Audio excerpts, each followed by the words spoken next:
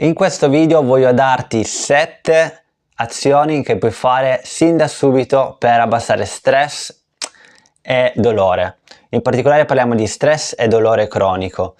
7 step che ti cambieranno sicuramente la vita se inizierai a farli in modo costante e graduale. Numero 1, mindfulness. La mindfulness è un'azione che mi ha cambiato sicuramente la vita.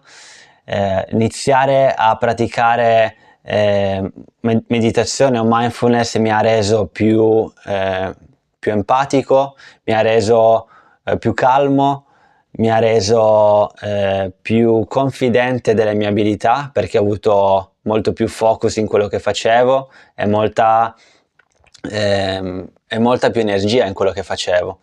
La mindfulness, non pensiamo a qualcosa che puoi fare